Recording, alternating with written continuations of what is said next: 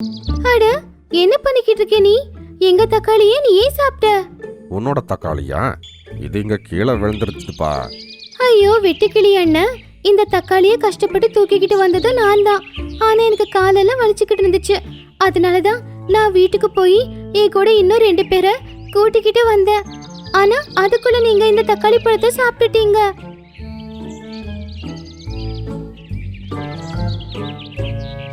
ஆடாட என்ன மன்னிச்சிருப்பேன். பாதி நான் சாப்பிட்டுட்டேன். மிச்சம் இருக்கிற இதை நான் உங்க வீட்டு வரைக்கும் எடுத்துட்டு வரேன். இந்த தக்காளியை நாங்க இன்னைக்கு சாப்பிட வீட்டுக்கு எடுத்துட்டு போல. குளிர்காலம் வரப்போகுது. குளிர்காலத்துல சாப்பாடு எங்கேயுமே எங்களுக்கு கிடைக்காது. அதனால முன்னாடியே நாங்க உணவுகளை சேகரிச்சு வைக்க போறோம். ஆனா இந்த பாதி தக்காளி பழத்தை நான் எடுத்துட்டு போனேன்னா அது அழுகி போயிடும். இதை ஏற்கனவே நீங்க சாப்பிட்டுட்டீங்க இல்லையா? என்ன சொன்ன? குளிர்காலத்துக்காக இப்பவே வா. ஆமா, குளிர்காலத்துக்காக நாங்க இப்பவே உணவை சேகரிச்சு வைக்க போறோம். ஏன்னா குளிர்காலத்துல குளிர் தாங்க முடியாம நிறைய பேர் போன வருஷம் செத்து போயிட்டாங்கல்ல. சரி, நீ தக்காளி செடிக்கிட்ட என்ன கூட்டுக்கிட்ட போ.